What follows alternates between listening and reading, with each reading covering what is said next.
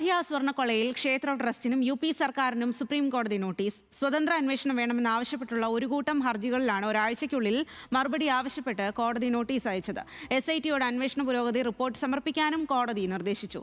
അതിനിടെ പ്രതികളുടെ ഭൂമി ഇടപാടുകൾ കേന്ദ്രീകരിച്ചും അന്വേഷണം ശക്തമാണ്. അറസ്റ്റിലായ 8 പേരുടെ ബന്ധുക്കളും സുഹൃത്തുക്കളുമായ 20 പേരുടെ ഭൂമി ഇടപാടുകളെക്കുറിച്ചുള്ള വിവരങ്ങൾ പോലീസ് റവന്യൂ വകുപ്പിനോട് ആവശ്യപ്പെട്ടു. അയോധ്യ സ്വർണ്ണക്കൊള്ളയിൽ 6 പേരാണ് ഇതുവരെ അറസ്റ്റിലായത്. ഇതിൽ ടിന്നു യാദവും സുഭാഷ് ശ്രീവാസ്തവയും ഒഴികെ 6 പേരും കാണിക്കേണ്ടുന്ന ജീവനക്കാരാണ്.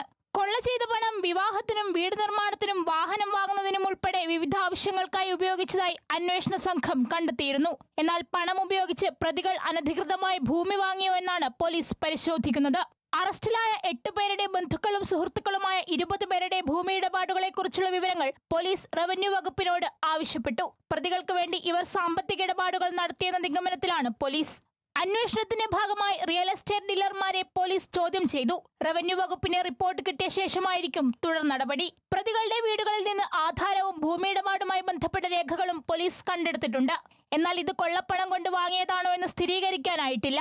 ചോദ്യം ചെയ്യലിനായി ടിന്നു യാദവിനെയും സുഭാഷ് ശ്രീവാസ്തവയെയും കസ്റ്റഡിയിൽ ആവശ്യപ്പെട്ട് പോലീസ് കോടതിയിൽ അപേക്ഷ നൽകി. അതേസമയം കൊള്ളയിൽ BJPക്കെതിരെ വിമർശനം ശക്തമാക്കുകയാണ് കോൺഗ്രസ്. ക്ഷേത്ര നിർമ്മാണത്തിന് ക്രെഡിറ്റ് ഏറ്റെടുത്ത BJP ക്രമക്കേട് പുറത്തുവന്നതിന് ശേഷം നിശബ്ദരായെന്നാണ് വിമർശനം. പ്രത്യേക അന്വേഷണ സംഘത്തിൽ വിശ്വാസമില്ലെന്നും സുപ്രീം കോടതിയുടെ മേൽനോട്ടത്തിൽ അന്വേഷണം വേണമെന്നും കോൺഗ്രസ് ആവർത്തിച്ചു.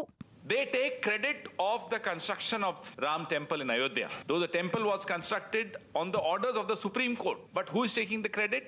Narendra Modi, RSS, Amit Shah. Now when they have been caught red-handed stealing from the offerings, Prime Minister is silent, RSS is quiet, Amit Shah is absent. Who will take responsibility of this daylight robbery?